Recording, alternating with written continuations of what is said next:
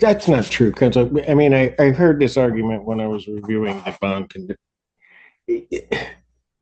Many times bond is about prior restraint, if you're going to look at the definition of prior restraint. So, I mean, I don't know that that is a compelling argument for the court. All right, court does call the case of the People of the State of Michigan versus Samantha Lewis. Good afternoon, Your Honor. Benita Hoffman, Assistant Attorney General on behalf of the people. Thank you. Good afternoon, Your Honor. Good afternoon to your staff. My name is Amir Macklett. I represent Ms. Samantha Lewis, whose president is standing to my right. State your name, please. Samantha Lewis. Thank you. All right. This is an arraignment on two charges. One, resisting and obstructing and assaulting a police officer, and a charge of carry along of trespass. Counsel, do you wish a formal reading of the complaint, or do you? Thank you. Respectfully, Judge, I'd ask the court to waive the formal reading of the complaint. Ms. Lewis understands the charges before her and will stand mute to both counts. All right. Defendant having waived formal reading, standing mute. Court will enter a not guilty plea as to both counts.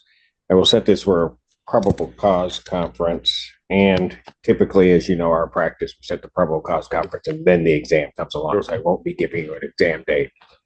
But I guess here's my question.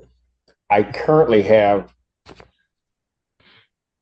the other matters that are set for exam February 12th, correct? That's correct. All right. So is this going to be something that is separate from those?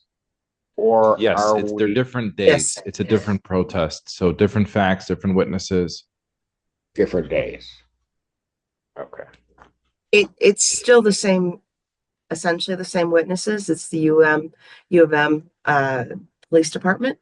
But yeah, there are separate facts and separate dates.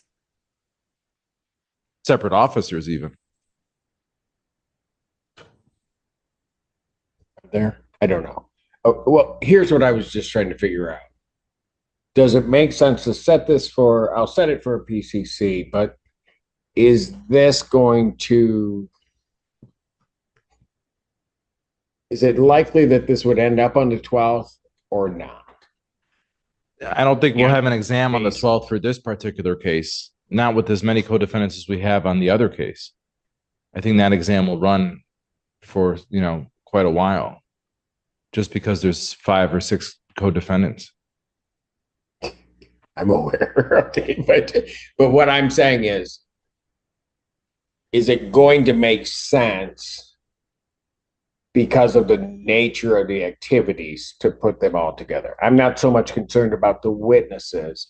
But one of the things I'm concerned about is Ms. Lewis coming here. She'd have to come for a PCC on this, then come back for the exam on the other matter. And I just, I'm just looking to try to make it as convenient as I can for everyone. But, if nobody wants to do that, I won't. On the 12th. Pardon? We'll waive the 21-day rule, set the PCC on the 12th. That way the other, that's a special date that I've set for the exam because I've got, I think, 8 co-defendants. So I'm at your discretion, Your Honor. Well, I can just set this in the normal course, but I don't know if that inconveniences everyone in terms of doing it. That's all I was trying to do. I mean, I don't have to try to be nice about it, but I'm trying. If we could set it, let's keep the 12th date if we can, Judge. I think that helps because I know my calendar is clear on the 12th. I know. Well, the 12th will happen. Right. Where do you want me to put this case? That's what I'm asking. We could, if it's the same witnesses, let's put it on the 12th, maybe right after. For an exam, or you want a PCC before it and then make a determination as to we put it to the 12th? Sure. Would that make sense, Madam Attorney General? Yes, I think that's fine. All right. So what I'll do is I'll just set a probable cause conference in this case for, I can do a probable cause next week on the 23rd if that works. If we could have it in the afternoon, it would work for me, Judge. If you'll give me one moment, I'll check my schedule, Your Honor. Okay. I'm here all day, so I'm good.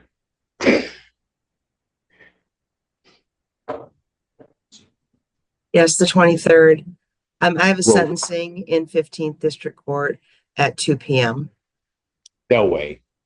No, I'm kidding. Okay, you have a sentencing at 2 in the afternoon at 15 on that.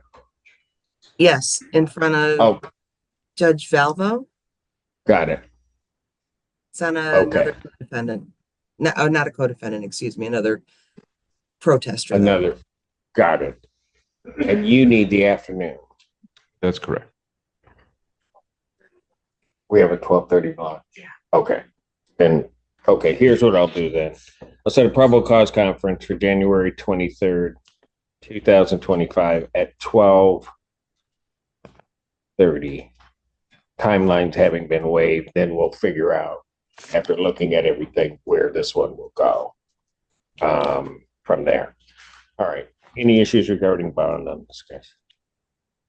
Your Honor, with respect to bond, we are asking that you not have any contact with the University of Michigan's properties or any of the University of Michigan property or students except as necessary for medical care. We're asking that you refrain from any assaultive conduct. We're asking that you not have any contact with the Tahrir Coalition, which is an With organization. I'm sorry. Tahrir, Tahrir Coalition, Okay. and that she not have any contact with Alice Elliott, or excuse me, Alice Elliott or Josiah Walker. Assuming a recommendation of PR bond. Oh, yes, that's fine.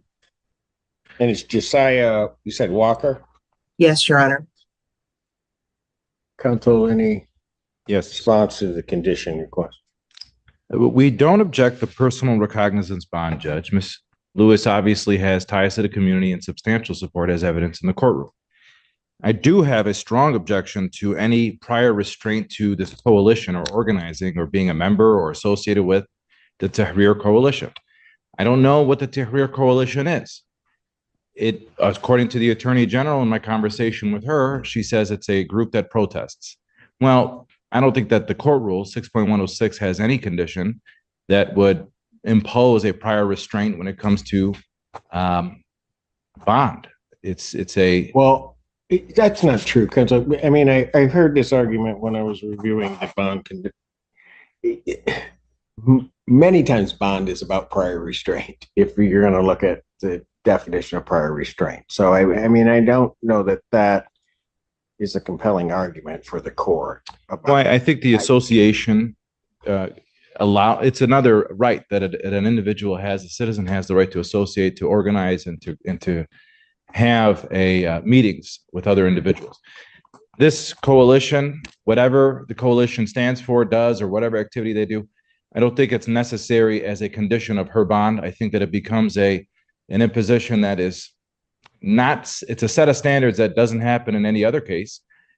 This is a situation, it's not part of her bond condition in the other case that we have pending before this court. I don't have an objection to not going to the University of Michigan except for medical purposes. We no problem there. Let me just ask this. Is she a student at the university? No, not currently. Okay. So let me also then, I guess, ask the question, would there be any reason, so there's no reason that she would need to go to the University of Michigan except if it were For a medical purposes along those lines, right? Correct. That's correct. Okay. I see that her address is a Detroit address. That's correct. That's correct. Okay. So is there any reason that she would need to be in Washtenaw County? And I'll tell you why I'm asking that. It may seem broad, but I also don't believe in placing individuals in positions where they may violate a condition of bond and not now. If it were easy, even for those of us that reside in this county, to figure out exactly where University of Michigan property is, then I wouldn't have a problem. But you could be walking along and all of a sudden she could find herself on U of M property, not necessarily meaning to, but then in at least technical language, violating the bond condition. So I try to set parameters that may seem rather restrictive, but also are clear for defendants. And one of the other things certainly let you talk. The other thing is I could not do, for example, I can't say Ann Arbor because University of Michigan properties exist within Washington County, outside of the city of Ann Arbor. Well, Judge, there's campuses in Flint, there's campuses in Dearborn. There's. No, I know, Yeah. but I'm more worried about here right now. I can't. My wonderful colleagues around the state can worry about those other places. I just have to worry about here. So, Judge, she has ties to Washtenaw County. If the court's thinking about imposing that, she does have ties to Washtenaw. So I don't know where the court would like to go in terms of imposing a no contact order with the county of Washtenaw. She has ties here. Familial ties, personal ties, friendship ties, work associated ties. All right. There's going to have to be some information given to the court about this. Is it Tahir Coalition? So you're I don't. Go ahead. The information that we have in our files is that the Tahrir Coalition is a professional organizing group that advocates for pro-Palestinian policies. And we don't have a problem with the fact that it exists or that it advocates, but Ms. Lewis's involvement with that group has so far resulted in 2 arrests for her that have resulted in charges for resisting and opposing a police officer. And for that reason, we're concerned about the contact that she has with them and the work that she does on their behalf, because it is leading to that kind of assaultive behavior. Judge, But are you indicating that her connection to the group, that she somehow is causing others in the group to act in a certain way, or that by her being part of the group, she's now acting in a certain way? I guess I'm unclear as to that. Sure, Your Honor. I don't know if the group is causing her or if she's causing the members of the group to behave the way that they're behaving. But at the last case, a juvenile was arrested for resisting and opposing as well. We elected not to charge her, but there was a juvenile that was involved in this particular protest.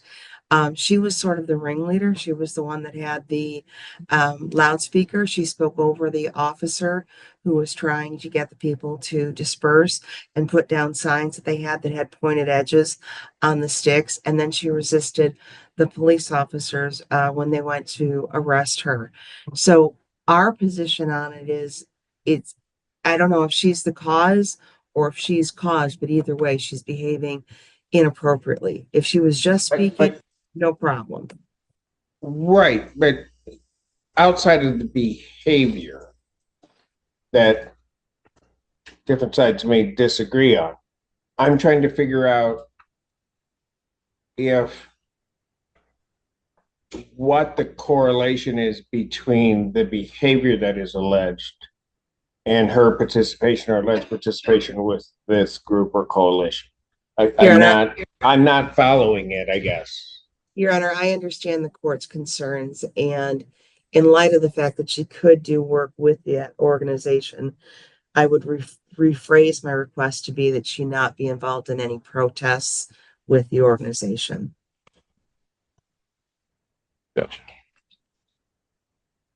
Judge, we're not coming to camp. Hold on before you go, because I'm sure you've got a lot to say on that. I do.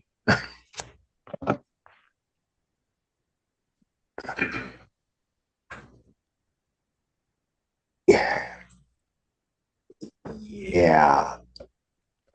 Well, again, maybe you have to help me here.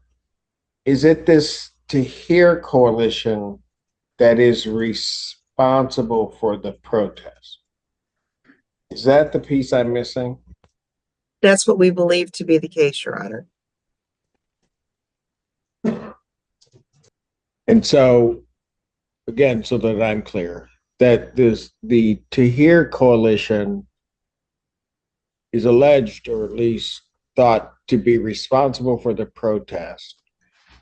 And so you want to restrict this individual's participation with that group because of their responsibility for organizing the protests that have led to this.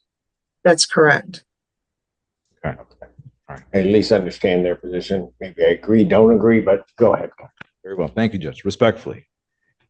The defense, and the court is no surprise, the defense is this is free speech, that these are protests, and that this is indicated that she's presumed innocent until proven guilty from the very outrageous, ridiculous, and with no merit to the charges that she's brought now twice. Okay, this is going to be very litigated. Her position is that she's not guilty and that she's going to be presumed innocent until proven guilty. The bond conditions, Judge, are supposed to be set so that somebody comes before this court and that there's community safety and other provisions that we've already accomplished one provision of safety for the community. She's not going back to campus. Nothing associated with the University of Michigan. We agree. The further condition of association with Tahrir Coalition, whether or not they're the reason for this group that organized this protest or not, that's, to me, I don't think that they are. I think that the reason why these protests occurred is because the genocide that was happening in Gaza. So whether it's Tahrir organization, Students for Justice in Palestine, any other of the dozens and dozens of groups that are standing and against what the purpose of that protest, they could have been associated with as well with these protests. You can't just pick one group and say you can't be a part of that because we believe with no evidence. It's just it's a summarily stated statement by the AG at this point that she can't associate with it. It doesn't have any reason or purpose in a bond condition. It's not necessary. We're not going to campus. We're not going to have any more protests. She's not protesting. There's a ceasefire, thankfully, that we've heard of. So I think that the situation has calmed down a bit. However, it's unnecessary at this point, Judge.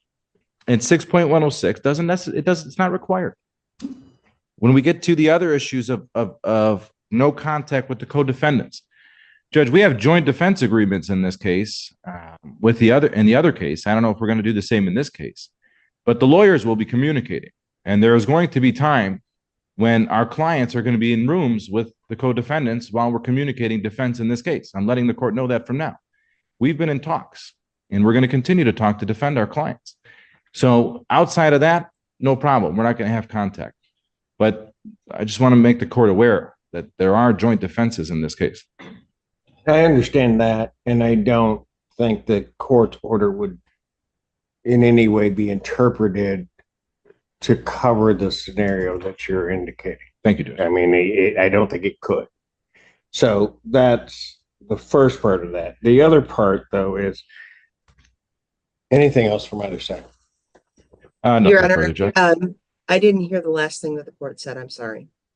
I said, was there anything else from either side? No, Your Honor. All right. I will indicate that I'll set the defendant's bond at $10,000 personal or cognizance bond. She's not to leave the state of Michigan without permission of the court. She's not to commit any crimes, she is not to commit any crimes. She's immediately notify the court of any change of address. She is not to use any illegal substances. She is not to purchase, possess, or any firearms, ammunition, or anything fashioned to be a weapon. I think that it's too broad regarding the request. Well, there are two real issues here. One being the Tahrir Coalition. Without more, this court would have some concern with restricting someone from talking to a particular group. I am not familiar with the Tahrir Coalition. But if, for example, that coalition, and again, I don't know, if they have certain different arms of that coalition that do different things, and she might be involved with the humanitarian effort within that, and it would seem improper for the court to stop her from being able to engage in that. So without knowing more, I am going to decline to put a prohibition on the defendant that she could not have contact with the To Hear Coalition. By the same token, as I kind of was signaling and would indicate, that except for court-related proceedings and other things, I am going to indicate that the defendant is not to be in Washtenaw County. I don't see a basis or need for her to be here. If she has to visit friends, she has to make certain other arrangements.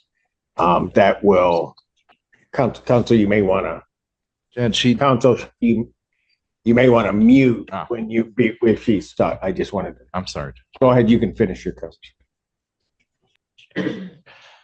Judge, I need to approach, but I don't know how we're going to accomplish that with the AG on Zoom. Because I'm the master of Zoom, and we will. If I may approach, Your Honor. Pardon? Oh, you need to let go. Oh. I did. I just let go. I need to approach. Just.